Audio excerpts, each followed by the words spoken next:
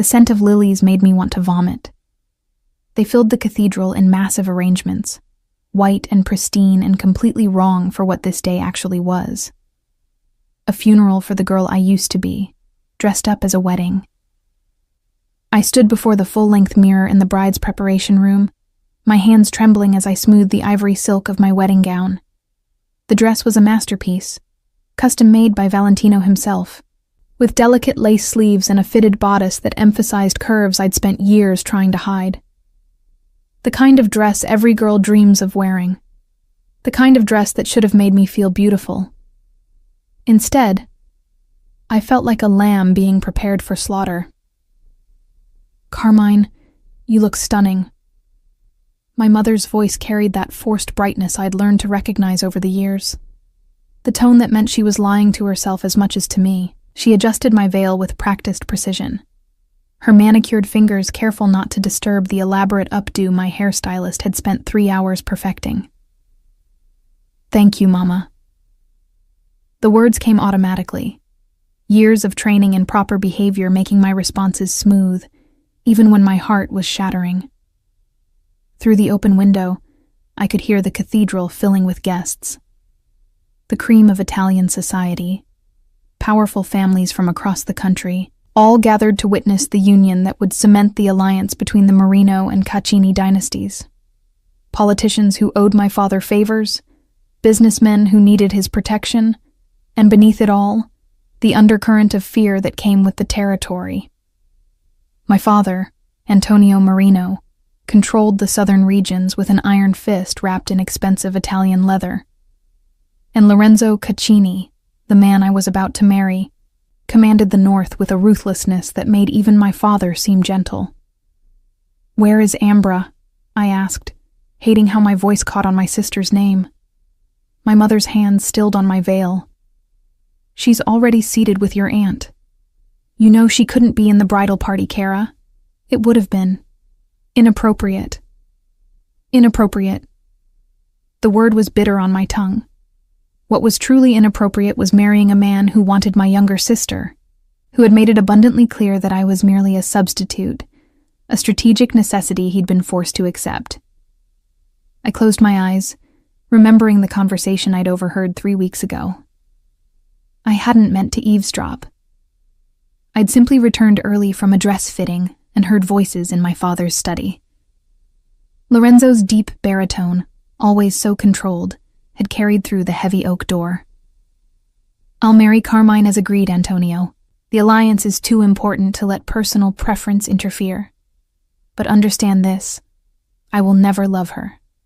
She'll be my wife, mother to my heirs, but she'll never be the woman I wanted."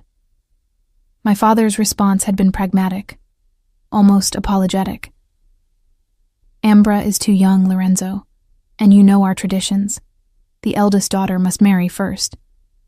"Traditions." Lorenzo had laughed, a sound devoid of humor. How convenient that tradition forces me to take the wrong sister. I'd stood frozen in the hallway, my hand pressed against my mouth to stifle the sob threatening to escape. The dress box from my fitting had slipped from my nerveless fingers, landing with a soft thud on the marble floor. But neither man had heard. They'd continued discussing me like I was a business transaction, a merger to be executed with efficiency but no emotion. That night, something inside me had crystallized. The naive girl who'd harbored secret feelings for Lorenzo Caccini, who'd watched him from afar at family gatherings and dreamed of catching his attention, died. In her place rose someone harder, colder, more calculating.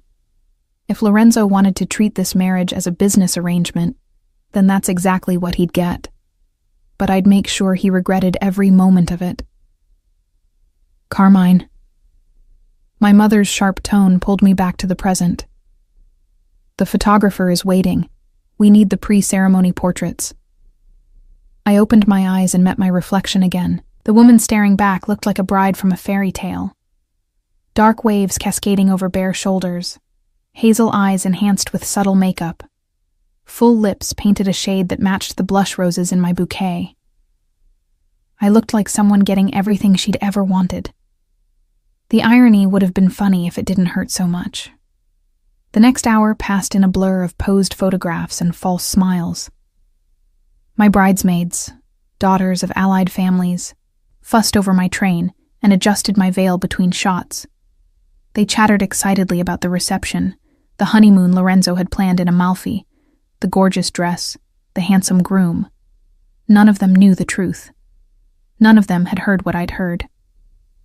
"It's time," my father announced, appearing in the doorway of the preparation room. Antonio Marino cut an imposing figure in his custom tuxedo. His silver-streaked dark hair swept back from a face that had launched 1,000 deals and probably twice as many threats. He extended his arm, and I took it automatically, years of obedience overriding the urge to run. "You look beautiful, figlia mia," he said quietly as we made our way to the cathedral entrance. "Lorenzo is a fortunate man." "Is he, Papa?" The words escaped before I could stop them. Or am I the fortunate one, being married off to a man who wanted someone else?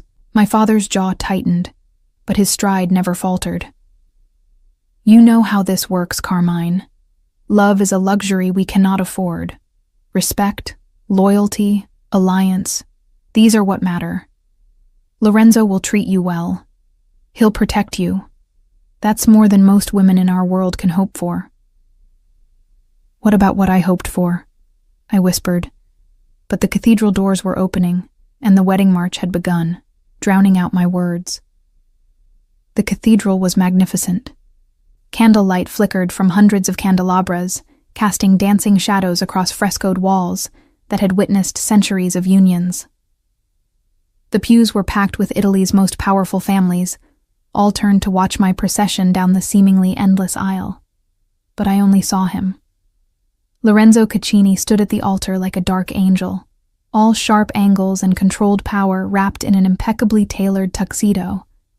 At 32, he was in his prime, with the kind of commanding presence that made people instinctively step back. His dark hair was styled with casual perfection, and even from this distance, I could see those storm-gray eyes that had haunted my dreams for years. He wasn't smiling. Lorenzo rarely smiled. But his expression was composed, almost pleasant, the face of a man fulfilling an obligation with acceptable grace.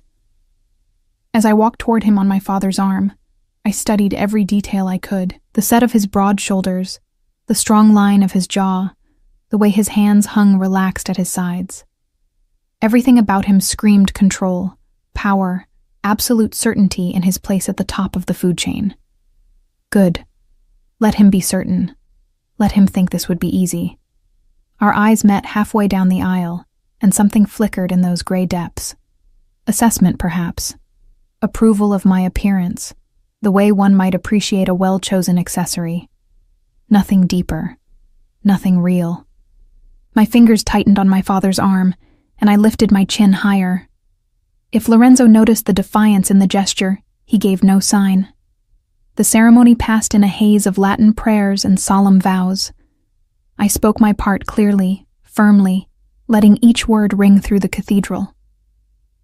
Lorenzo's responses were equally steady, his deep voice carrying the weight of absolute conviction, even as he promised things I knew he didn't mean. To have and to hold, to love and to cherish. Lies. Beautiful.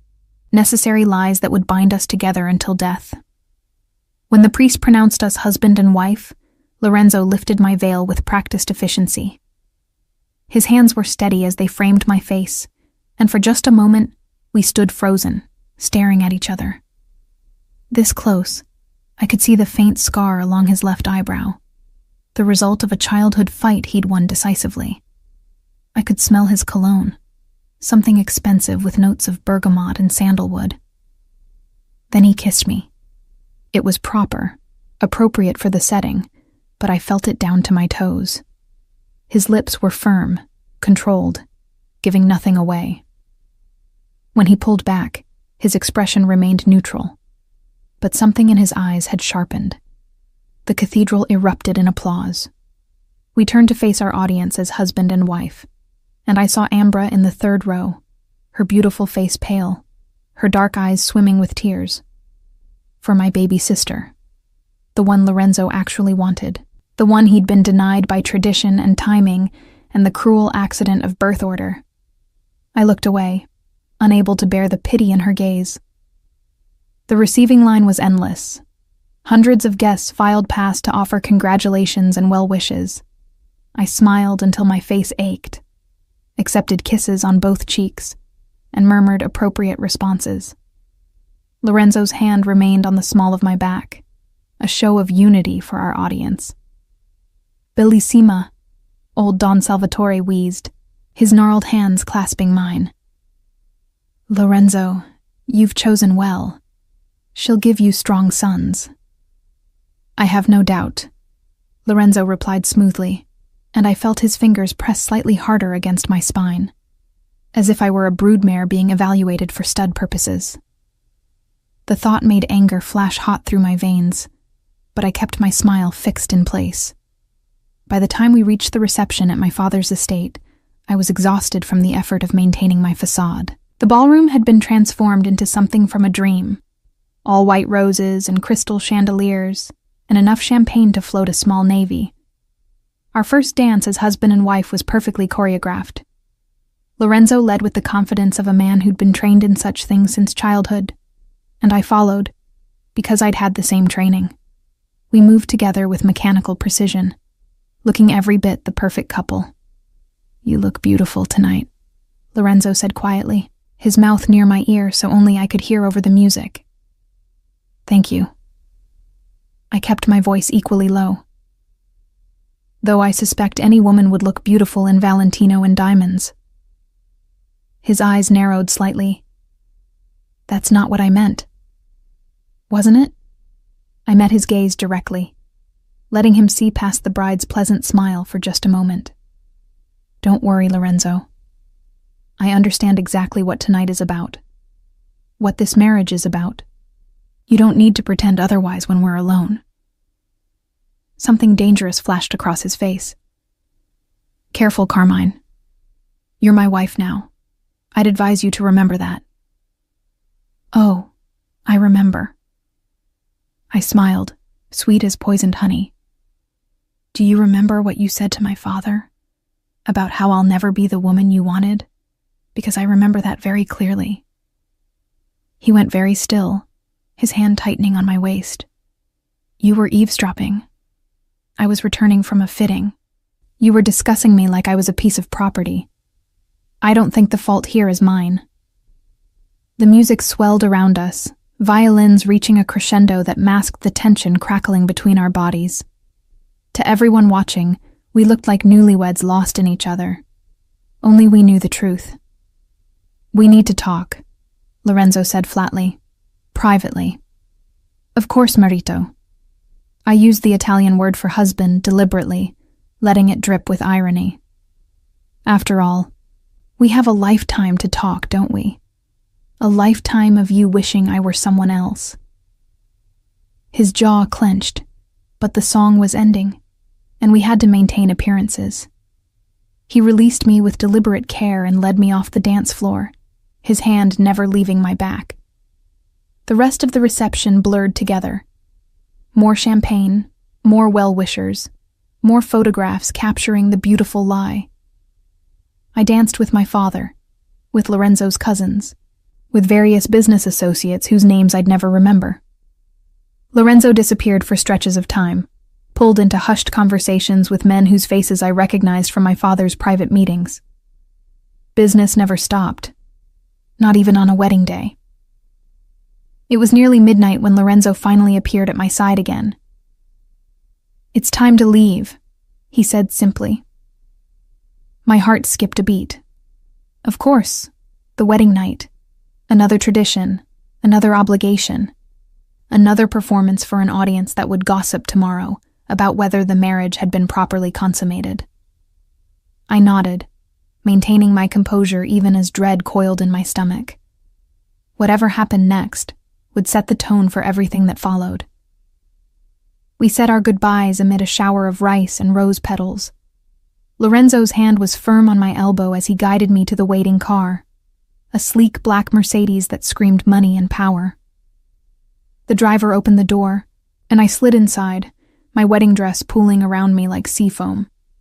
Lorenzo followed, and suddenly the spacious back seat felt suffocatingly small. "The villa in Positano, Signor Caccini?"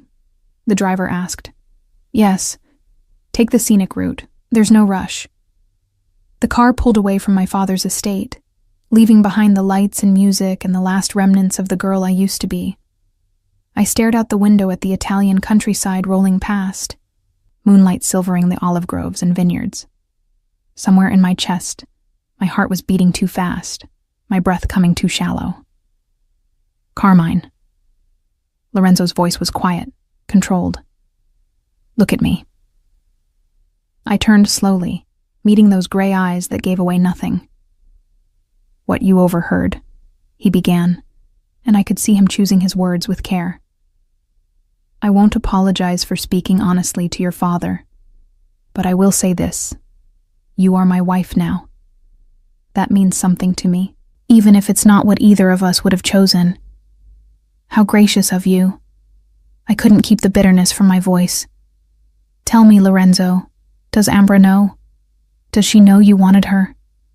His expression hardened. "Your sister is a child, barely 18. Whatever I may have felt about the situation is irrelevant now." "Felt," I repeated. "Present tense or past?" "This conversation is pointless." "Is it? Because from where I'm sitting, I just married a man who's in love with my baby sister." "I think that's fairly relevant to our situation, don't you?" "I never said I was in love with her," Lorenzo snapped, his control cracking just slightly. "No, you just said she was the woman you wanted, the woman you were denied, that I'm the wrong sister." I turned away again, unable to look at him anymore. "Do you have any idea what that feels like? Knowing I'm a consolation prize? A substitute for what you really wanted?" Silence filled the car. I could feel Lorenzo's gaze on me, could sense the tension radiating from his body, but I refused to look at him. "You're not a consolation prize," he said finally, his voice rough.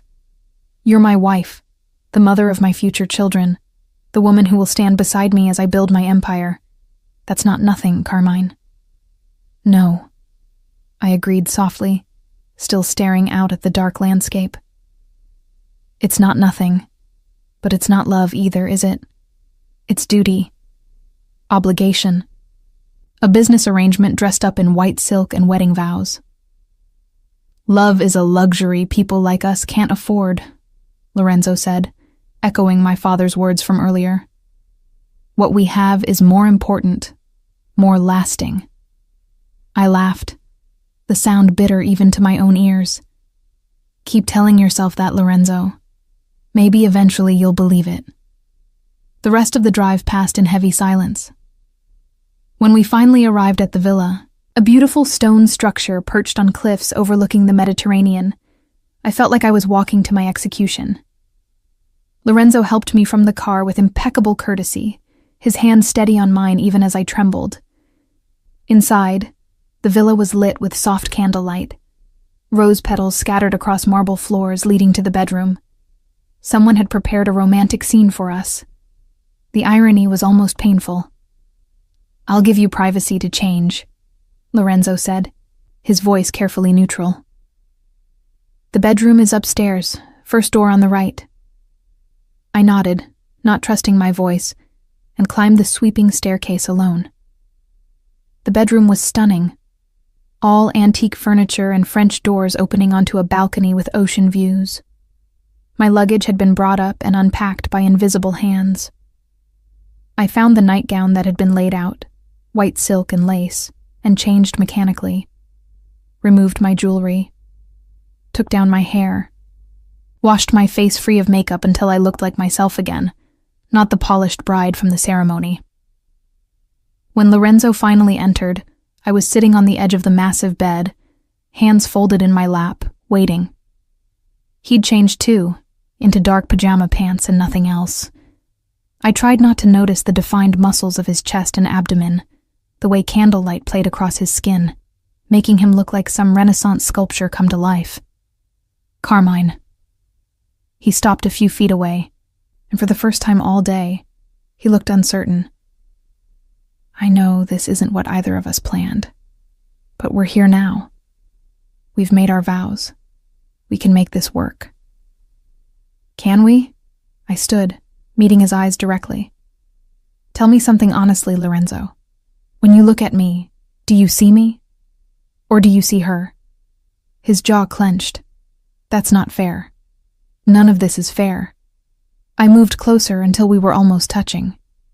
"You wanted Ambra. Beautiful, sweet, perfect Ambra, and you got me instead." Practical, sharp-tongued Carmine, the wrong sister. "Stop saying that," he growled.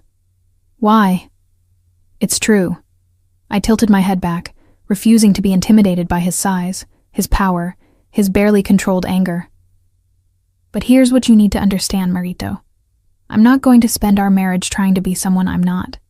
I'm not going to try to make you love me or pretend this is some grand romance. You wanted a business arrangement? Fine. That's what you'll get." "And what exactly does that mean?" His voice was dangerously soft. I smiled, cold and precise. "It means I'll be the perfect Signora Caccini in public. I'll smile at your business associates, host your dinners, wear your diamonds, and give you your airs. But don't expect me to fall at your feet with gratitude. Don't expect me to pretend I don't know the truth. And most of all, don't expect me to love you just because tradition says I should." Something flashed in Lorenzo's eyes, hot and dangerous. Before I could react, he'd closed the distance between us, one hand gripping my waist, while the other tangled in my hair. "You want honesty, Mowgli?" He used the Italian word for wife like a weapon. "Here's some honesty. I don't need your love. I don't need your affection. What I need is your loyalty, your obedience, and your body in my bed when I want it. Everything else is negotiable." His words should have frightened me, should have made me recoil. Instead, they sparked something fierce and reckless in my chest.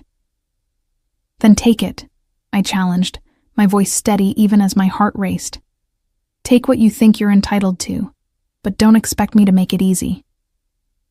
Lorenzo's grip tightened, and I saw the moment his control finally snapped. I woke to sunlight streaming through gauze curtains and the sound of waves crashing against cliffs below. For one blessed moment, I forgot where I was, forgot what had happened. Then I felt the warm weight of an arm across my waist, the solid presence of a body behind mine, and memory came flooding back. My wedding night. Lorenzo. Everything. I lay very still, acutely aware of his bare chest pressed against my back, his steady breathing indicating he was still asleep. At some point during the night, we'd gravitated toward each other despite the vast expanse of bed available. Or perhaps he'd pulled me close deliberately, even in sleep, unwilling to relinquish control. What had happened after our confrontation had been complicated, not gentle, not romantic, but not cruel either. Lorenzo had claimed what he considered his right as a husband, and I'd refused to show weakness. It had been a battle of wills even in intimacy, neither of us willing to fully surrender. Afterward, he'd held me in silence until my breathing steadied and exhaustion claimed me. No sweet words, no false promises, just the weight of his arm and the steady rhythm of his heartbeat against my spine. Now, in the harsh light of morning, reality felt even more oppressive. I carefully extracted myself from his embrace and slipped out of bed, wrapping myself in a silk robe before padding to the balcony. The Mediterranean stretched before me in shades of azure and turquoise, beautiful and indifferent to the mess I'd made of my life. "Running already?" Lorenzo's voice came from behind me, rough with sleep. I didn't turn around. I needed air. "We have a schedule today." I heard him moving closer. "Breakfast with my mother and sisters at 9. They're eager to meet you properly." "Of course. More performances, more polite lies. How wonderful. His hand settled on my shoulder, and I fought the urge to shrug it off. Carmine, what happened last night was exactly what we both knew it would be, I interrupted, finally facing him. In the morning light, he looked less intimidating. His dark hair was mussed, his jaw shadowed with stubble, and there was something almost human in his eyes. A duty fulfilled, nothing more. His jaw tightened. Is that really how you want this to be? Cold transactions and emotional distance? You're the one who set those terms, remember? I crossed my arms. I'm just following your lead, Marito. Stop calling me that. His voice had an edge now. My name is Lorenzo. But you are my husband, I said sweetly. Isn't that what you wanted? For me to remember my place? Before he could respond, his phone rang from the bedroom. He held my gaze for another moment, then turned away to answer it, his voice dropping into rapid Italian I couldn't quite catch. I took the opportunity to escape to the bathroom, locking the door behind me before leaning against it and closing my eyes. I couldn't let him see how much this affected me. Couldn't let him know that beneath the anger and defiance, there was still a foolish part of me that had hoped. No, that girl was dead. I'd killed her myself. Breakfast with the Cazzini women was exactly as excruciating as I'd anticipated. Lorenzo's mother, Vittoria, was a formidable woman in her 60s, all sharp eyes and sharper observations. His two sisters, Giulia and Francesca, were polite but distant, clearly reserving judgment on their brother's new wife. The wedding was lovely, Vittoria said, stirring sugar into her espresso with precise movements. Though I noticed the bride seemed rather composed for such an emotional day. Carmine doesn't believe in displays, Lorenzo replied smoothly from beside me, his hand resting possessively on my thigh beneath the table. It's one of the things I appreciate about her. Giulia, the younger sister, raised an eyebrow. How modern. Most brides at least pretend to be overcome with joy. Perhaps I'm not most brides, I said, meeting her gaze directly. Clearly. Francesca's smile didn't reach her eyes. Tell me, Carmine, what do you plan to do with your time? Lorenzo is very busy with business. You'll need something to occupy yourself. The underlying message was clear. Stay out of the way and don't interfere. I smiled back with equal insincerity. Oh, I'm sure I'll find ways to keep myself entertained. Lorenzo's fingers tightened warningly on my leg, but I ignored him. After breakfast, he pulled me aside in the villa's garden, his expression thunderous. What the hell was that? What was what? I asked innocently. That performance with my family. They're trying to welcome you, and you're being deliberately antagonistic. They're testing me, I corrected, seeing if I'll be a good little wife who knows her place. And I'm showing them I won't. You're my wife, Carmine. That means presenting a united front, especially with family. I laughed bitterly. United? We're about as united as two enemy armies forced into a temporary truce. Don't pretend otherwise. His hands framed my face, forcing me to look at him. Listen to me very carefully. I understand you're angry about what you overheard, but this petulant act needs to stop. You're a Caccini now, and that comes with responsibilities and expectations you will meet. Or what? I challenged. You'll divorce me? We both know that's not an option. Our families need this alliance too much. Something dangerous flickered in his eyes. There are many ways to make a marriage work, Cara. Some more pleasant than others. I'd advise you to choose wisely. Before I could respond, his phone rang again. He answered with visible irritation. Then his expression went cold and flat. When? A pause. I'll be there in an hour.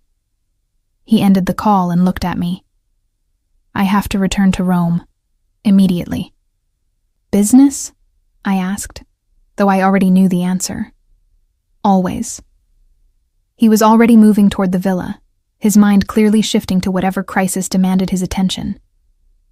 Marco will stay with you. Don't leave the villa without him. I'm a prisoner now? Lorenzo stopped, turning back to face me. You're my wife. That makes you a target for anyone who wants to get to me.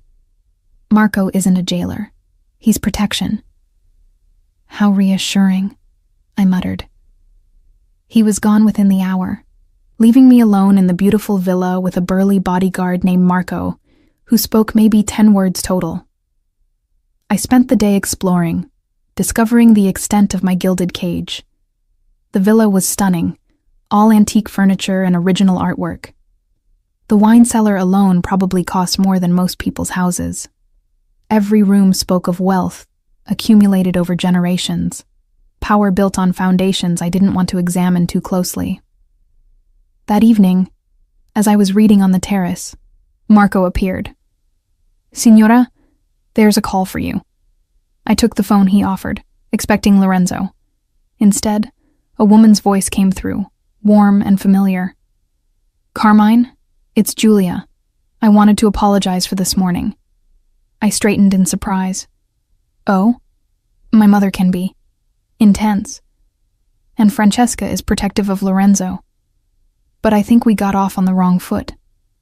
She paused. I'd like to take you to lunch tomorrow. Just us, no family politics. Would you be interested? Every instinct screamed trap, but refusing would be its own kind of statement. That would be lovely. After we disconnected, I stared at the phone, trying to decode what had just happened. Was this a genuine peace offering, or another test? I was still pondering when Marco appeared again. Signora, Don Caccini on the line. Lorenzo's voice was clipped when I answered. How was your day? Lonely, I said honestly. Your sister called. Which one? Julia. She invited me to lunch tomorrow. Silence. Then, be careful what you say to her. Julia is sweet, but she reports everything back to our mother. So, I'm being tested again. You're being integrated, Lorenzo corrected. There's a difference. His voice softened slightly. I know this isn't easy, Carmine, but you need to try to get along with my family. Why? You made it clear this marriage is just business. Do business partners need to bond with each other's families? I heard him exhale sharply. We're not just business partners. No, we're strangers who had sex last night and will presumably do so again when duty requires. Much more intimate. Carmine, when are you coming back? I interrupted, not wanting to hear whatever he was about to say. 3 days, maybe 4. There are complications that need handling. Of course there are. I kept my voice light, uncaring. Don't worry about me, Marito. I'll be fine entertaining myself in my beautiful prison. It's not a prison. Then let me leave. Let me visit my family, go shopping in town, live like a normal person. With Marco, yes. Alone, no. So it is a prison. It's protection, and you know it. His voice hardened. I won't argue about this, Carmine. Marco stays with you, or you don't leave the villa at all. Your choice. I ended the call without responding, too angry to trust myself to speak. The next day, Julia arrived promptly at noon, driving a sleek convertible and wearing enormous sunglasses that screamed old money. She smiled when she saw me, and it seemed genuine. Ready to escape for a few hours? More than you know, I admitted. Marco followed in a separate car. A looming presence I tried to ignore as Julia drove us to a charming restaurant overlooking the coast.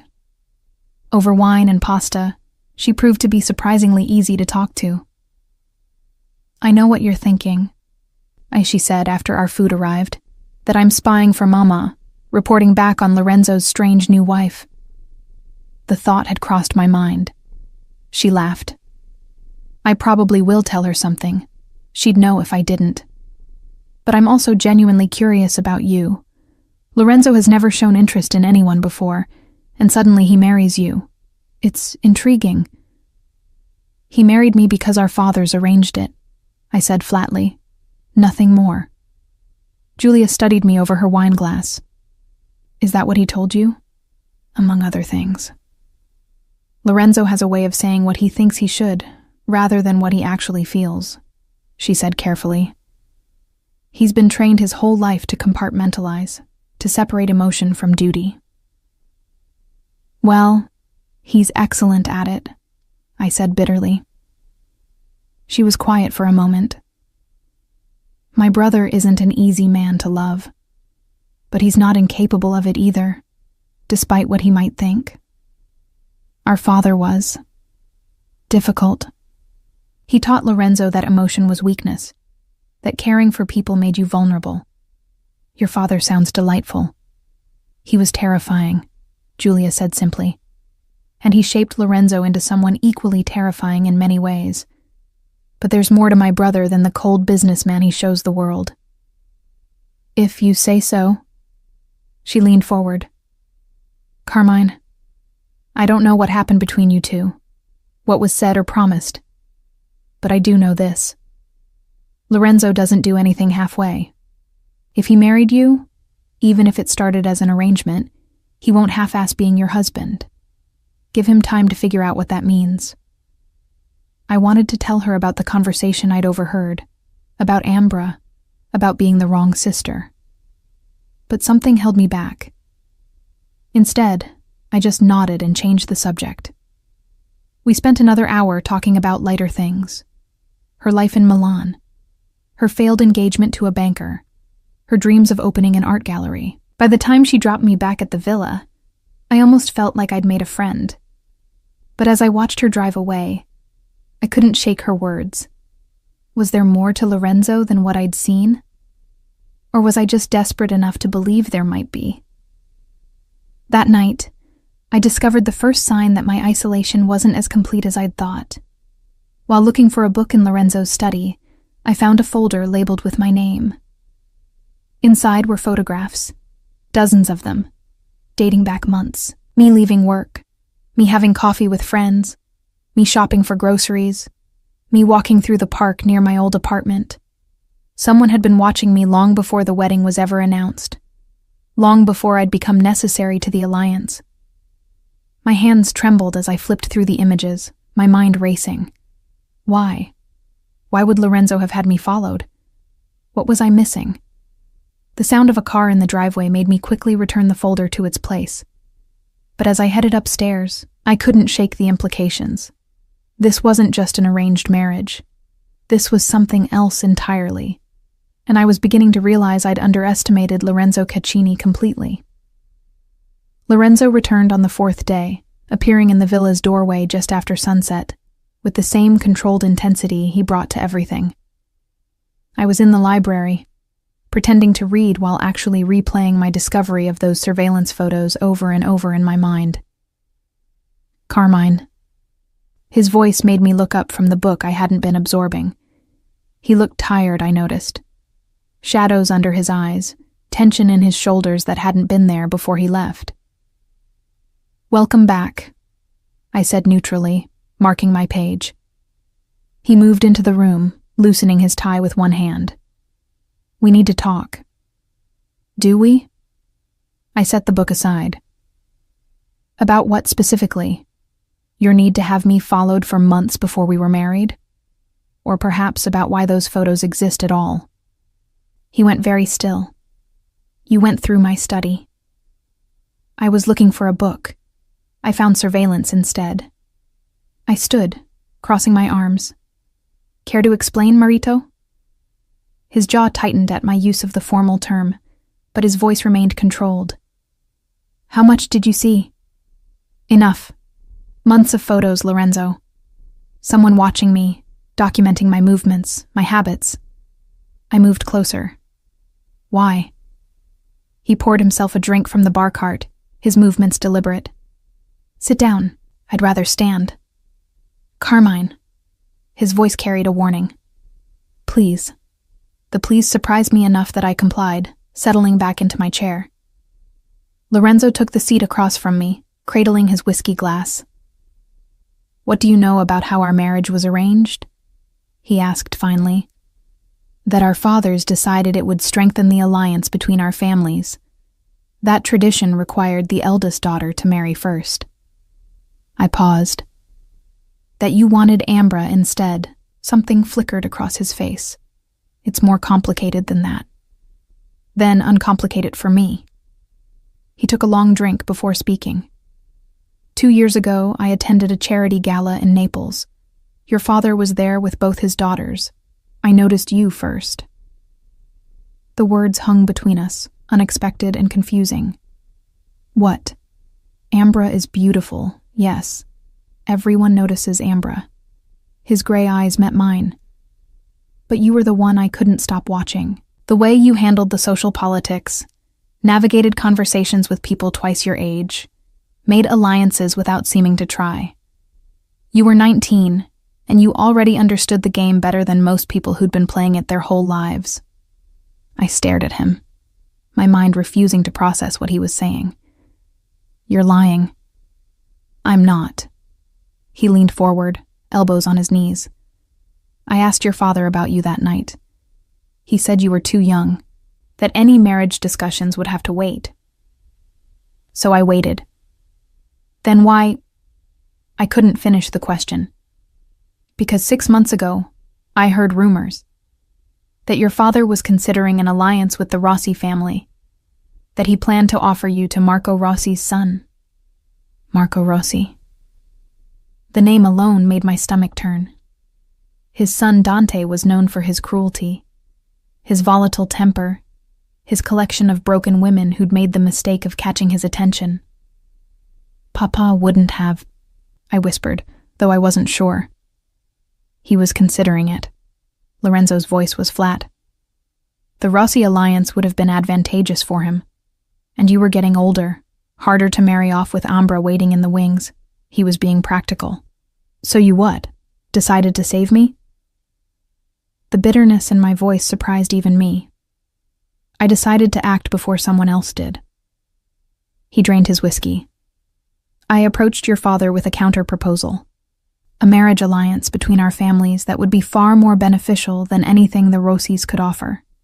He agreed on the condition that tradition be observed, that the eldest daughter marry first. So you never wanted Ambra. The realization was settling over me like ice water. That conversation I overheard. Was me playing a role I thought I needed to play? He stood, pacing to the window.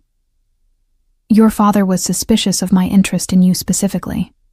It wasn't normal for someone of my position to have a preference. So I redirected his attention to Ambra, made him think I was settling for you, rather than choosing you. I couldn't breathe, couldn't think. Everything I'd believed about our marriage, about his feelings, about being the wrong sister, it was all based on a lie. Why didn't you tell me? My voice came out strangled. Because you never asked. He turned back to face me. From the moment we met as engaged couple, you've been hostile. Defensive. Looking for reasons to hate me. I gave you one because it seemed easier than fighting you on everything else too. You let me believe I was second choice. That you were in love with my baby sister. I never said I was in love with her. His voice was sharp now. You assumed that. You heard what you wanted to hear because it fit the narrative you'd already created about what this marriage was. How dare you? I started to stand, but he was suddenly there, his hands on the arms of my chair, caging me in. No, Carmine, you don't get to be angry about this. You built a wall between us based on half a conversation you weren't even part of. You decided I was the villain before you gave me a chance to be anything else. You could have corrected me. When? His face was inches from mine now. During our wedding? Our wedding night when you were so determined to prove you didn't need me? This past week while you've been making it abundantly clear that you despise me? tears were threatening, but I refused to let them fall. The photos. Why did you have me followed? His expression softened slightly. Because I needed to know who you really were. Not the perfect daughter at family events, but the real Carmine. What you did when no one was watching. Who you spent time with. What made you smile when you thought you were alone. That's not romantic, Lorenzo. That's obsessive. In my world, they're often the same thing. He straightened, putting distance between us again. I needed to know everything before I committed to this, before I asked your father to give you to me. Give me. I seized on the phrasing. Like I'm property to be transferred. That's how it works in our world, and you know it. His voice was cold again. You can pretend otherwise, but we both know the truth. Women in families like ours are bargaining chips. The question is whether you're bargained for by someone who actually values you, or someone who sees you as just another acquisition. The brutal honesty was worse than his earlier deception. And which are you? I don't know yet. At least that seemed genuine. I value you, Carmine. I value your intelligence, your strength, your ability to navigate the world we live in. Whether that's enough to build something real between us remains to be seen. I closed my eyes, trying to process everything. The photos made horrible sense now. Lorenzo didn't do anything by half measures. If he'd decided he wanted me, of course he'd researched me as thoroughly as he would any other major acquisition. What do you want from me? I asked finally. I want you to stop fighting me on everything. I want you to try to make this marriage work, instead of sabotaging it at every opportunity. He poured another drink. I want my wife, Carmine, not an enemy who shares my bed. And if I can't give you that, then we'll have a very cold, very long marriage. He took a sip. But I think you're better than that. I think underneath the anger and the hurt pride, you're exactly the woman I saw at that gala 2 years ago. Someone who knows how to play the game and win. The manipulation was so clear, I almost laughed. You think flattery will work? I think honesty might. He set down his glass. I'm not a good man, Carmine. I've done things you probably can't even imagine. I'll do worse things in the future because that's what my position requires. But I will never lie to you again. I will never let anyone hurt you. And I will give you everything within my power to give. Except freedom. Freedom is an illusion in our world, but I'll give you as much autonomy as I can while keeping you safe. How generous, I said bitterly. He smiled without humor. It's more than most wives in our position get. We stared at each other across the library. Years of family politics and personal damage, creating a chasm between us that felt impossible to bridge.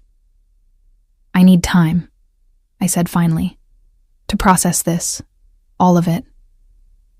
Take what you need. He moved toward the door. But Carmine, the surveillance stops now. You wanted to know why those photos exist?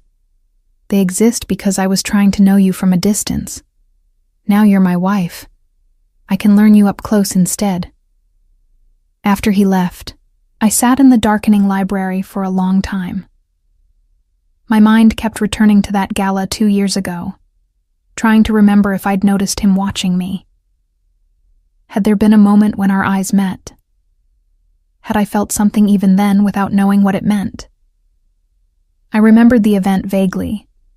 I'd been 19, just back from university for the summer, and my father had insisted I attend with him.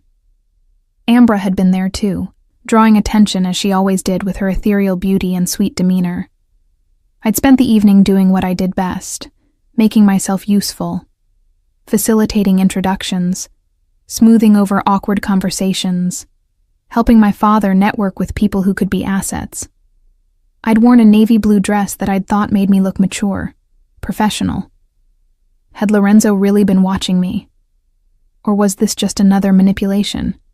Another way to keep me off balance? The next morning, I found him in the villa's gym, shirtless and glistening with sweat, as he worked a punching bag with focused intensity. I paused in the doorway, caught off guard by the raw physicality of it. This wasn't the controlled businessman in expensive suits. This was something more primal. He noticed me and stopped, reaching for a towel. Couldn't sleep? I want to negotiate, I said, ignoring his question. His eyebrows rose. Negotiate what? The terms of our marriage. If we're going to try to make this work, I need some things. I'm listening. I stepped into the gym, grateful for the distance the punching bag provided between us. First, I want access to my own money, not an allowance from you, but my own accounts that you can't control. Done. What else? The easy agreement threw me. I want to be able to see my family without supervision, including Ambra. His expression tightened slightly. With Marco present, but he can wait outside. Fine. Third, I want to know about your business. Not the illegal parts if you don't want to share that, but the legitimate operations. I want to be useful, Lorenzo. I have a degree in business management. Let me use it. He studied me for a long moment. That one might actually work. I've been looking for someone I can trust to oversee some of the charitable foundations, someone who can't be bought or intimidated by the families we work with. I can do that. I know you can. He moved closer. What else? I want honesty between us. No more games. No more manipulations. If you want something from me, ask directly. Agreed. On the condition that it goes both ways. I nodded. And last, I want time. Real time to figure out if this can be more than just a strategic alliance. No pressure, no expectations beyond what we've already established. How much time? 6 months. Let's give ourselves 6 months to see if we can actually build something. Lorenzo closed the remaining distance between us, and I fought the urge to step back. And what happens in 6 months, Carmine? What are we building toward? I don't know yet, I admitted. Maybe a real marriage, maybe just a functional partnership, but either way, something that doesn't feel like a prison sentence. He reached out, tucking a strand of hair behind my ear with surprising gentleness. I can work with that. So we have a deal? We have a deal. His hand lingered on my cheek. But fair warning, Mowgli. I'm going to do everything in my power over the next 6 months to make you fall in love with me. My breath caught. That's not part of the agreement. No, he agreed, his thumb tracing my lower lip. But it's what I want, and I usually get what I want. Before I could respond, his phone rang. He pulled away with visible reluctance, answering with his usual clipped efficiency. Whatever he heard made his expression go cold and hard. When? A pause. I'll be there within the hour. He ended the call and looked at me. I have to go back to Rome. More business? Always. He grabbed his shirt. Pack a bag. You're coming with me. What? Why? Because I just negotiated that you wanted to be involved in my business. His smile was sharp. Welcome to the family empire, Carmine. I hope you're ready for what that actually means. As I watched him stride out of the gym, I realized that I'd just opened a door I might not be able to close. Lorenzo wasn't just going to let me observe his world. He was going to pull me all the way in. Rome was different from the coastal villa. Where Positano had been beautiful and isolating, Rome was alive with energy and danger that hummed beneath its ancient stones. Lorenzo's penthouse occupied the top 3 floors of a historic building near the Spanish Steps, all restored Renaissance details and modern security that would make a bank envious. This is your home now, Lorenzo said, as Marco carried my bags inside. At least when we're in the city, which will be often. I moved through the space, taking in soaring ceilings with original frescoes, floor-to-ceiling windows overlooking terracotta rooftops, furniture that managed to be both priceless and comfortable. It was beautiful in a way that made my throat tight. The master suite is upstairs, Lorenzo continued, checking his phone with one hand while loosening his tie with the other. I had some things brought over for you, but if you need anything else, just tell Marco. Where are you going? The question came out before I could stop it. He looked up, something shifting in his expression. Meeting. Should be back by dinner. Will you be all right here? I've been alone before, Lorenzo. Not in Rome, not as my wife. He hesitated, then crossed to me. His hand cupped my face with that gentleness that still surprised me. The security here is different from the villa. Don't leave without Marco. Don't answer the door for anyone. And if anything feels wrong, there's a panic button in every room. Red button, can't miss it. You're scaring me. Good. You should be scared. The families here play differently than in the South. His thumb traced my cheekbone. I'll be back as soon as I can. After he left, I explored my new cage. It was undeniably luxurious, but the reinforced doors and bulletproof windows told a story Lorenzo's words hadn't. This wasn't just a home. It was a fortress. I found the master suite on the 3rd floor, a sprawling space dominated by an enormous bed and windows that framed the Colosseum in the distance. My clothes had been unpacked into a walk-in closet that was bigger than my childhood bedroom, mixed among suits and shirts that carried Lorenzo's scent. The intimacy of it hit me unexpectedly. This was real. I lived here now, shared this space with a man I was only beginning to understand. I was exploring the library, running my fingers along leather spines, when Marco appeared in the doorway. Signora, you have a visitor. Lorenzo said not to answer the door. She's already inside. Don Antonio sent her. My father. Curious, I followed Marco to the sitting room where a woman in her 40s waited, elegant in a dove-gray suit. She stood when I entered, her dark eyes assessing me with professional efficiency. Signora Caccini, I'm Alessandra Conti. Your father asked me to help you transition into your new role. What role exactly? Her smile was knowing. The role of a Don's wife. It's more complicated than you might think. She gestured to the folders she'd set on the coffee table. These are the charitable foundations Don Caccini oversees. He mentioned you wanted to be involved? I sat across from her, intrigued despite myself. He told my father that? He told everyone that. It's already making waves. She opened the first folder. The Caccini Foundation has been essentially dormant for 2 years since his mother passed. No one's had the authority or interest to manage it properly, until now. For the next 2 hours, Alessandra walked me through an empire I hadn't known existed. Orphanages, hospitals, scholarship programs, all funded by Lorenzo's family, and all desperately needing oversight. Why hasn't Lorenzo managed this himself? I asked. Because he's managing everything else. The legitimate businesses, the less legitimate operations, the family politics. She closed the last folder. He needs someone he can trust completely. Someone who can't be bought or intimidated. Someone who has as much to lose as he does if any of this falls apart. His wife. Exactly. Alessandra stood. I'll have these sent to your office. What office? The one being prepared for you downtown. Did Don Caccini not mention it? At my expression, she smiled. Men. They assume we can read their minds. The office will be ready by Monday. I'll meet you there at 9 to begin properly. After she left, I sat surrounded by folders full of names and numbers and needs, feeling the weight of expectation settling over me like a cloak.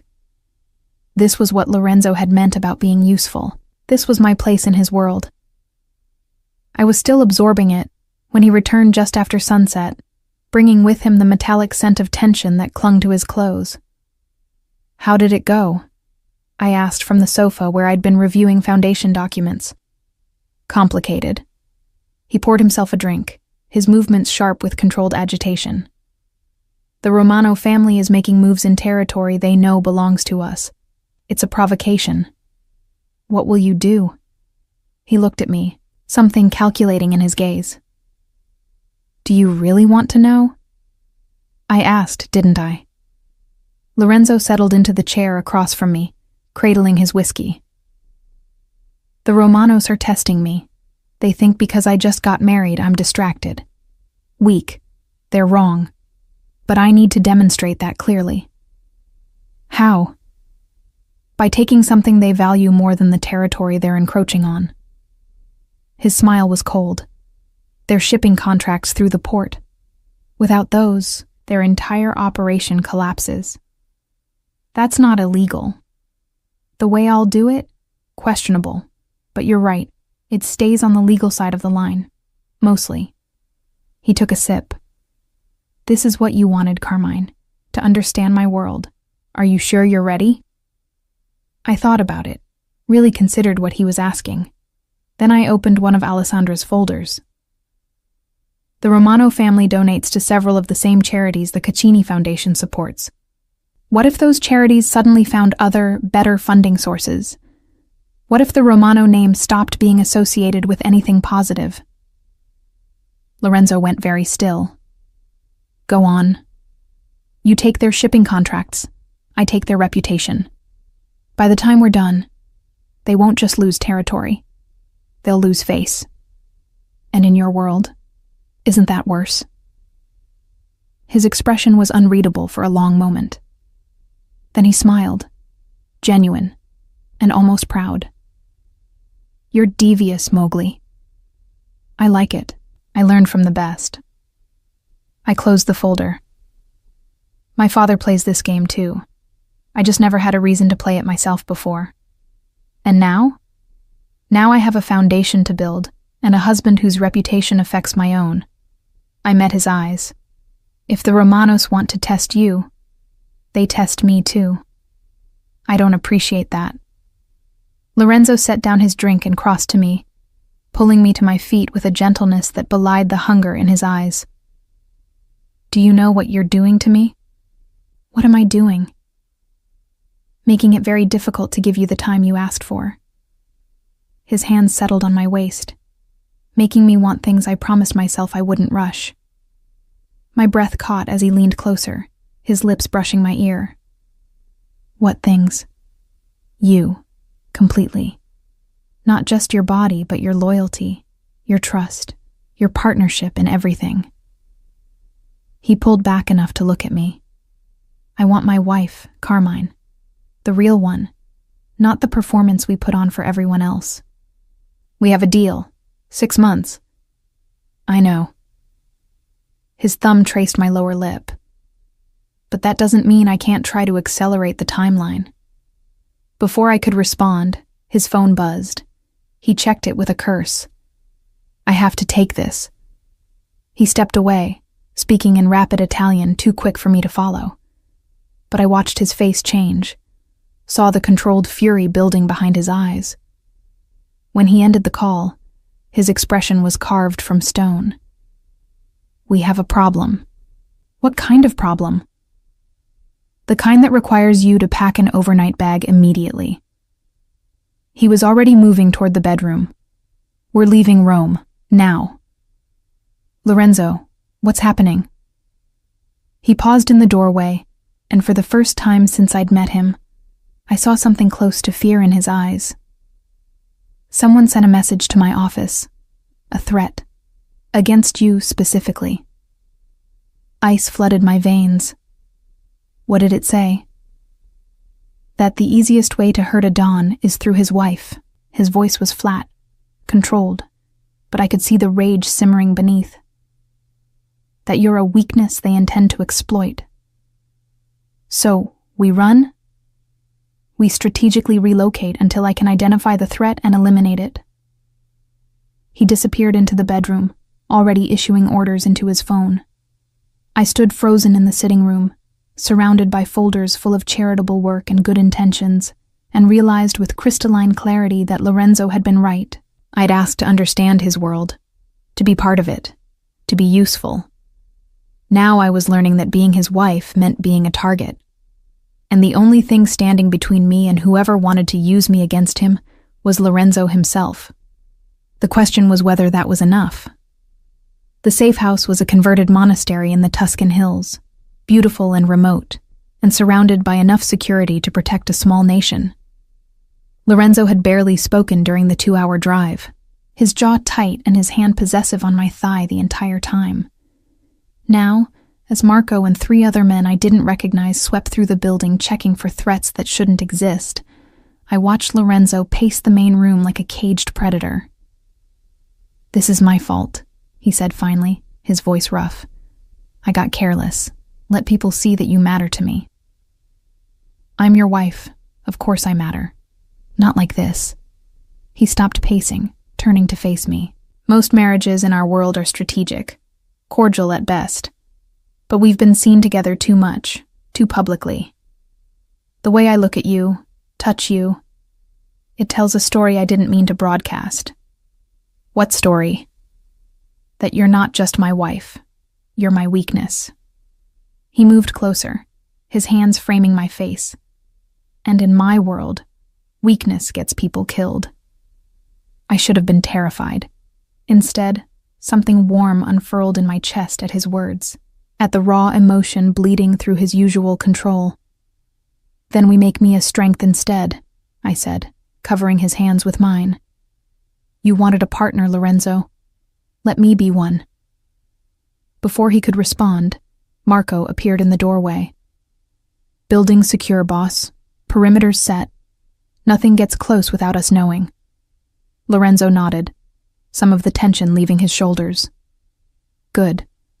I want 8-hour rotations, no exceptions. And Marco? No one knows we're here. Not my mother, not my sisters. No one." After Marco left, Lorenzo pulled me close, his arms wrapping around me with an intensity that stole my breath. "I need you to understand something, Carmine. What's happening now? The threat against you. It's just the beginning. There will always be someone trying to use you to get to me. Always someone who thinks hurting you will break me." "Will it?" I pulled back to look at him. "Break you?" His expression was raw, vulnerable in a way I'd never seen. "Yes, and that's the problem." That night, I lay awake in the monastery's master bedroom, listening to Lorenzo move restlessly in the sitting room, where he'd insisted on sleeping despite the massive bed, protecting me even from himself. The next morning, Alessandra arrived with the foundation folders I'd been reviewing and a tablet full of information I hadn't requested. "How did you find us?" I asked as she spread documents across the dining table. "I didn't. Don Caccini sent a car for me." She opened the first file. "We're not stopping your work just because of a little threat." "A little threat?" Her smile was grim. "Signora, if you're going to be married to Lorenzo Caccini, you'll need thicker skin than that." Threats are part of the job description. Over the next 3 days, locked away in our beautiful prison, I threw myself into foundation work while Lorenzo conducted his empire from a makeshift office. I reorganized the charity's entire structure, identified areas of waste and corruption, and began implementing changes that would make the Caccini name synonymous with legitimate good works. It was during a video conference with one of the hospital administrators that I first saw the extent of Lorenzo's reach. The man was being evasive about missing funds, dancing around my questions with practiced ease. Then Lorenzo appeared behind me on the camera, just for a moment, his hand settling possessively on my shoulder. The administrator went pale. "Signora Caccini, my apologies. I'll have those financial reports to you within the hour." After the call ended, I turned to look at Lorenzo. What was that? That was me reminding him who he answers to. He didn't look apologetic. "You're doing good work, Carmine, but some people only respond to fear.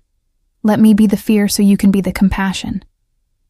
It was a strange partnership, but it worked. Over the following days, I learned to use Lorenzo's reputation like a weapon, wielding it with precision while maintaining my own integrity. The foundation began to transform under my management, becoming something real and powerful. but the threat against us remained unresolved. On the fourth night, I woke to find Lorenzo's side of the bed empty. We'd finally started sharing it the previous evening, both of us tired of the distance and the pretense. I found him on the monastery's terrace, smoking a cigarette and staring out at the dark hills. "I thought you quit," I said, wrapping a blanket around myself against the chill. "I did. 5 years ago." He took another drag. "Then I married you, and suddenly I need vices again." I moved to stand beside him. "Have you identified who sent the threat?" "Yes." His voice was flat. "It was the Romanos, retaliating for the shipping contracts and the reputation damage. What are you going to do?" "What I always do. Eliminate the problem." He ground out the cigarette. "But this time it's different. This time they threatened you, and that requires a response that sends a message no one can misinterpret. Lorenzo, I'm going to destroy them, Carmine." He turned to face me, and the cold fury in his eyes made me shiver. Not just their business operations. Everything. Their properties, their investments, their standing in every family across Italy. When I'm done, the Romano name will be synonymous with failure and disgrace. That's extreme. That's necessary. His hands gripped my shoulders. "You need to understand something. In my world, perception is everything. If I let this threat stand, if I respond with anything less than overwhelming force, every other family will think they can target you too. Is that what you want?" "No," I admitted. "But I don't want you to become a monster on my behalf either." "Too late for that, Mowgli." His laugh was bitter. "I was already a monster. You just hadn't seen it yet." The next morning, Lorenzo left for Rome with Marco and half our security detail, leaving me in the monastery with strict orders not to leave under any circumstances. I spent the day working, trying not to imagine what he was doing to the Romano family. It was Alessandra who told me, arriving that afternoon with her usual efficiency and a tablet full of news articles. "The Romanos filed for bankruptcy this morning," she said without preamble. "All their assets were seized by creditors overnight. Apparently they'd been over-leveraged for years, and someone called in all their debts simultaneously." I didn't need to ask who that someone was. "There's more." She pulled up another article. 3 of their shell companies were raided by financial authorities, tax evasion, money laundering. The patriarch and his 2 eldest sons were arrested. How? Someone provided very detailed evidence to the authorities. Someone with access to information that should have been impossible to obtain. Her look was knowing. "Your husband is very thorough when he's motivated." That evening, Lorenzo returned looking exhausted, but grimly satisfied. He found me in the library, curled up with a book I wasn't really reading. "It's done," he said simply. "The Romanos are finished. And every other family in Italy now knows what happens when someone threatens you." I set down my book. "Did anyone die?" "No. I kept it legal, like you wanted." He poured himself a drink. "But they're destroyed nonetheless. Reputation, finances, freedom, everything that mattered to them is gone. Because they threatened me. Yes." He downed the whiskey. "And I'd do it again, Carmine. I'd do worse if I had to. You need to accept that about me." I stood, crossing to him. "I'm starting to understand something about you, Lorenzo. You're not actually a monster. You just play one because it's easier than letting people see that you care about things. I don't care about things. I care about you." The admission seemed to surprise him as much as it did me. "Somewhere between our wedding and now, you stopped being an acquisition and became something else. Something I can't afford to lose." My breath caught. "What am I to you?" He set down his glass and pulled me close, his hand settling on my hips with familiar possessiveness. "Mine. You're mine, Carmine. and I protect what's mine with everything I have." "That's not love," I whispered. "No," he agreed. "It's obsession. It's possession. It's a need that borders on madness." His forehead rested against mine. "But maybe it's the closest thing to love that men like me are capable of." I should have been frightened by his intensity. Instead, I felt something inside me shift and settle, like a key turning in a lock I hadn't known existed. "Our 6 months isn't up yet," I reminded him. "I know." His hands tightened on my hips. "But I'm telling you now, Carmine. When it is, when you decide what you want this marriage to be, know that I've already decided. You're it for me. The only woman I'll ever want. The only one I'll ever need." Before I could respond, his phone buzzed. He checked it with a curse. "My mother. She knows we're here somehow." "How?" "Because Vittoria Caccini knows everything eventually." He typed a quick response. "She wants us to come to dinner tomorrow night. The whole family. She says it's time you were properly welcomed." That sounds ominous. It is. He smiled without humor. "My mother is going to test you, Carmine. Push you to see if you break. Try to determine if you're worthy of the Caccini name." "What if I'm not?" "You are." His conviction was absolute. "And tomorrow night, you're going to prove it to everyone." The next evening, I dressed for battle in a black Armani dress that screamed power and confidence I didn't entirely feel. Lorenzo watched me from the bedroom doorway, his eyes dark with something I was learning to recognize as desire mixed with possession. "Perfect," he said when I finished. "You look like a queen." "I feel like I'm going to war." "You are." He crossed to me, fastening a diamond necklace around my throat. "But you won't be fighting alone. I'll be right beside you." His mother's villa was everything I'd expected. Old money and older power, wrapped in Renaissance architecture and centuries of accumulated influence. Vittoria Caccini herself waited in the formal sitting room, flanked by Giulia and Francesca. "Carmine." Vittoria's eyes swept over me, assessing every detail. "How lovely. Though I'm surprised you chose black. Most new brides prefer softer colors." "I'm not most brides," I replied, accepting her air-kiss greeting. Clearly, something that might have been approval flickered in her gaze. "Lorenzo, leave us. This is a conversation for women." I felt Lorenzo tense beside me, but after a moment he nodded and withdrew, leaving me alone with the Caccini women. Vittoria gestured for me to sit. "I've been hearing interesting things about you, Carmine. About your work with the Foundation. About how you handled the Romano situation." "I didn't handle anything. Lorenzo." "Don't be modest. You identified their charitable donations as leverage. You suggested destroying their reputation alongside their finances." She leaned forward. "That was clever. Ruthless. Exactly what this family needs."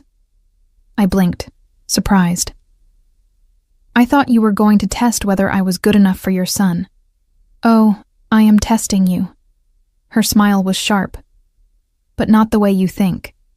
I don't care if you love Lorenzo or if this marriage was arranged. I care whether you'll protect this family's interests, whether you'll be an asset or a liability. And so far you're proving to be quite the asset." She sat back. "But know this, Carmine. In this family, we protect our own above all else. Lorenzo has made it clear that you're his now. That means you're ours too. But it also means we expect loyalty. Complete. Absolute. Unbreakable." "You have it," I said, surprising myself with the conviction in my voice. Vittoria studied me for a long moment, then nodded. "Good. Then welcome to the family, daughter. The real welcome, not the performance at your wedding." Later, as Lorenzo drove us back to the monastery, I felt different somehow. Lighter. Like I'd passed a test I hadn't known I was taking. What did my mother say? Lorenzo asked. That I'm yours. That makes me theirs. I looked at him. That I'm family now. His hand found mine, fingers intertwining. You've always been family, from the moment you became my wife. No, I corrected softly. I became your wife when we married. I became family when I chose to fight for you instead of against you. Lorenzo pulled the car over abruptly, turning to face me with an intensity that stole my breath. Say that again. Which part? The part where you chose to fight for me. I cupped his face, this complicated, dangerous, obsessive man who'd upended my life and somehow become essential to it. I choose you, Lorenzo, not because I have to, because I want to. His kiss was fierce, claiming, full of all the emotion he couldn't put into words.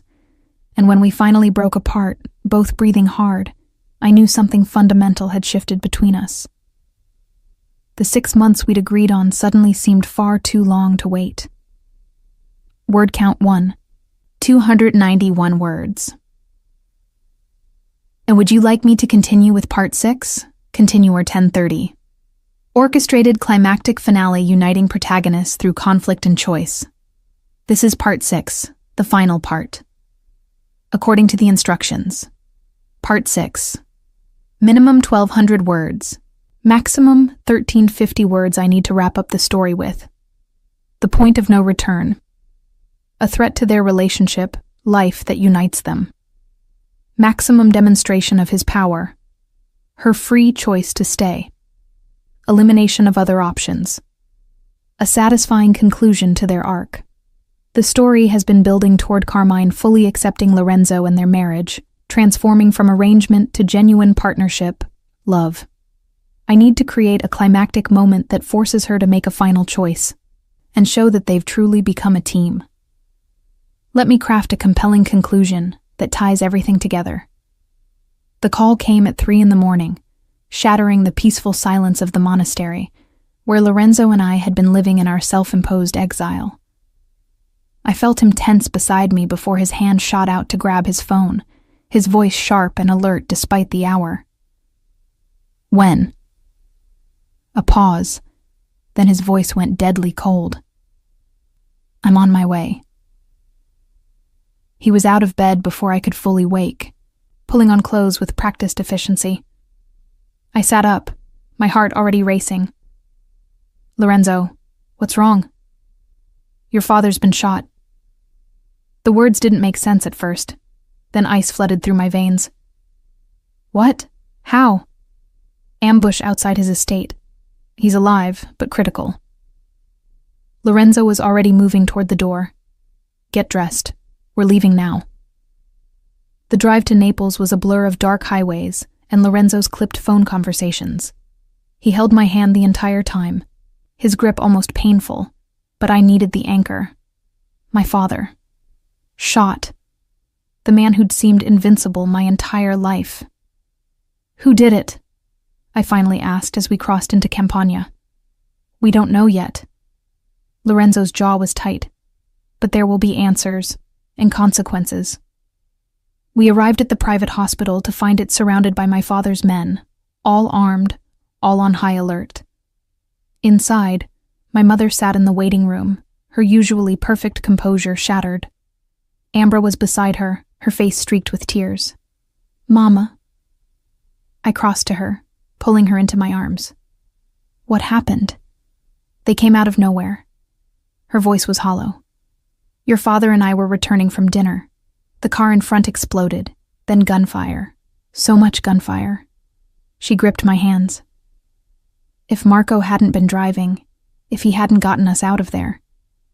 Lorenzo was already conferring with my father's capos, his presence commanding despite this being Antonio Marino's territory. I watched him transform into the Don everyone feared, issuing orders and demanding information with cold authority. Carmine. Ambra's voice pulled my attention. She looked fragile, younger than her 19 years, nothing like the beauty Lorenzo supposedly wanted. I'm scared. Papa's strong. He'll pull through. Not just about that. Her dark eyes met mine. Whoever did this, they'll come for the rest of us too. The whole family. She was right. An attack on a Don meant war, and in war, families were fair targets. A doctor emerged, and we all surged forward. Signora Marino, your husband is stable for now.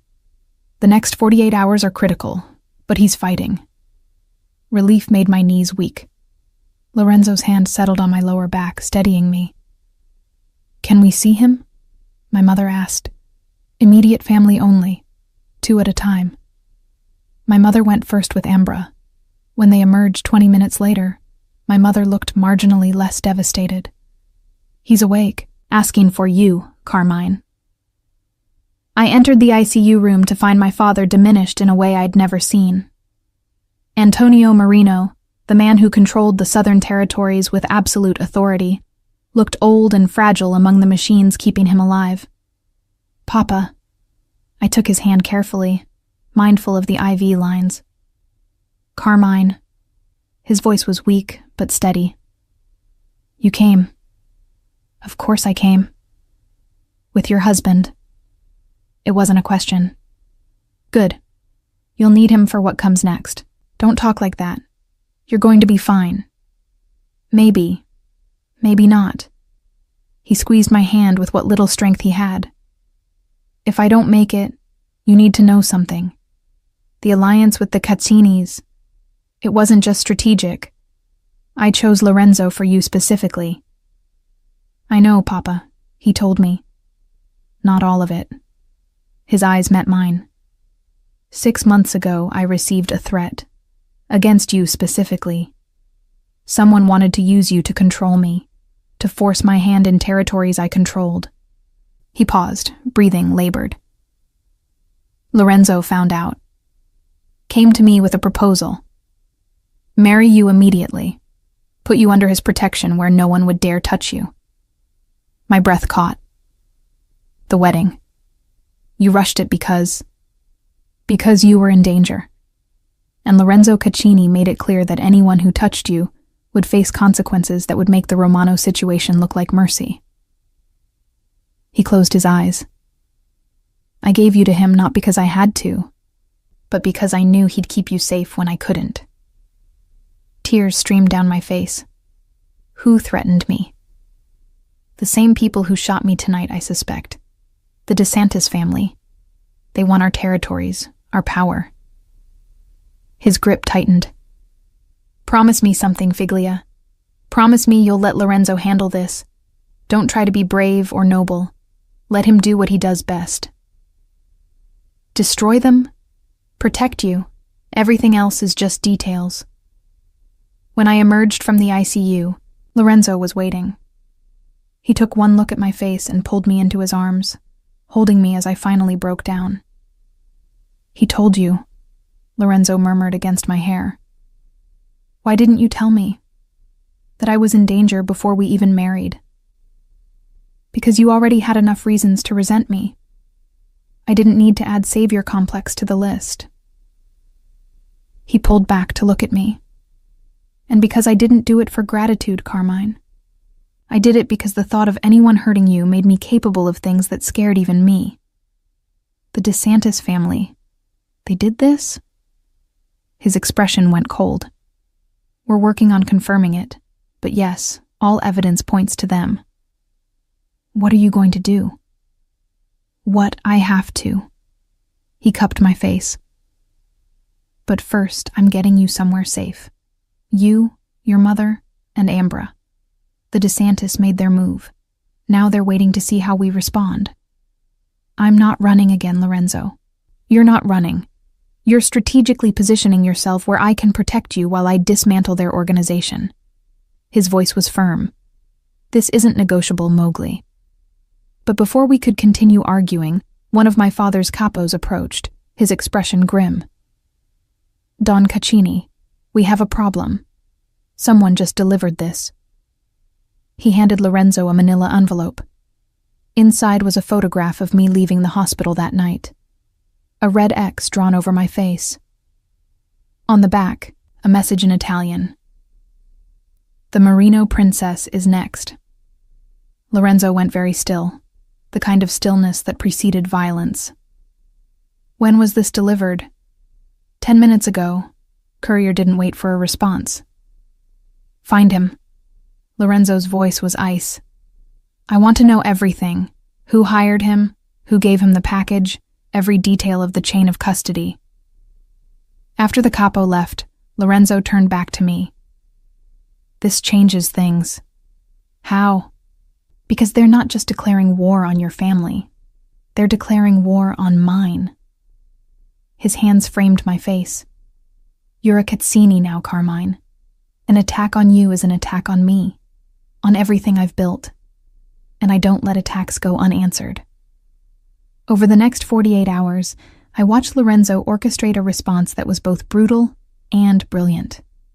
He didn't just retaliate against the DeSantis family. He systematically dismantled every alliance they had, every business relationship, every source of income and influence.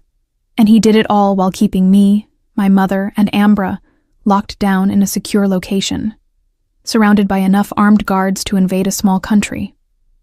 It was Julia who came to visit on the third day, bringing news and welcome distraction. Your husband is terrifying when properly motivated, she said, settling beside me on the couch. The DeSantis patriarch is trying to negotiate a truce. Will Lorenzo accept? No. Not until they hand over whoever ordered the hit on your father and sent that threat against you. She paused. He's making an example of them, Carmine, showing every family in Italy what happens when someone threatens what's his. I'm not a possession. No, you're something worse. You're the one thing Lorenzo Caccini actually cares about more than power.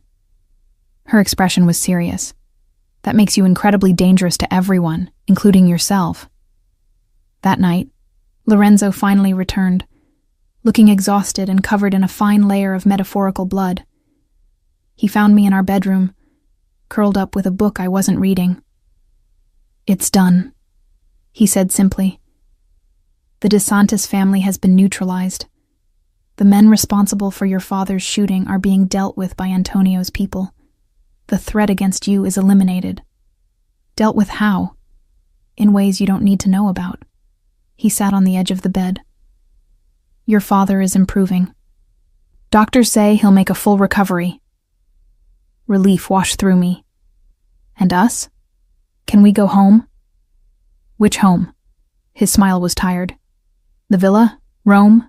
The monastery? We seem to collect safe houses like some people collect art. Anywhere that's ours.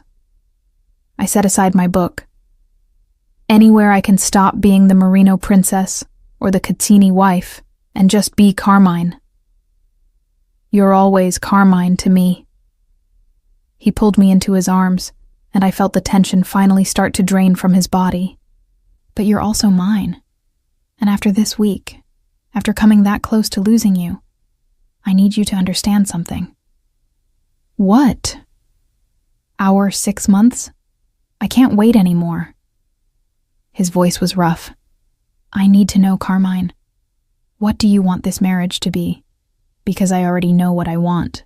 I want you, completely and forever. I want to wake up next to you every morning and know you're choosing to be there. I want to build something real with you, not just a strategic alliance, but an actual partnership. I pulled back to look at him, this complicated, dangerous, obsessive man who'd become essential to my existence. You want honesty? Always. I hated you when we married. Hated what I thought you represented, what I thought you wanted. I was so convinced you'd chosen wrong, that I was the consolation prize. I cupped his face. But I was wrong about everything. About you, about us, about what this could be. And now? Now I choose you, Lorenzo, not because our families arranged it, or because you protected me, or because it's strategic. I choose you because somewhere between our disastrous wedding night and today, I fell in love with you. His breath caught. Say that again. I love you. The words felt right, true in a way nothing else had. I love your obsessive need to protect me. I love how you let me be strong while making sure I'm never alone. I love that you're terrifying to everyone except me. I love... He kissed me, fierce and claiming, and full of everything he couldn't put into words. When we finally broke apart, both breathing hard, his forehead rested against mine. I love you, he said roughly. I've loved you since that gala 2 years ago when I watched you navigate a room full of predators like you owned it. I've loved you through every moment of this marriage, even when you hated me. And I'll love you for the rest of our lives. That's a long time. Not long enough. His hands tangled in my hair. I want decades with you, Carmine. I want to build our empire together. Raise children who are as brilliant and terrifying as their mother. Grow old watching you rule this world we live in. Children? I raised an eyebrow. Plural? At least 3. His smile was genuine, warm, nothing like the cold expression he showed the world. I want our house full of life and chaos and love. Everything I never thought I'd have.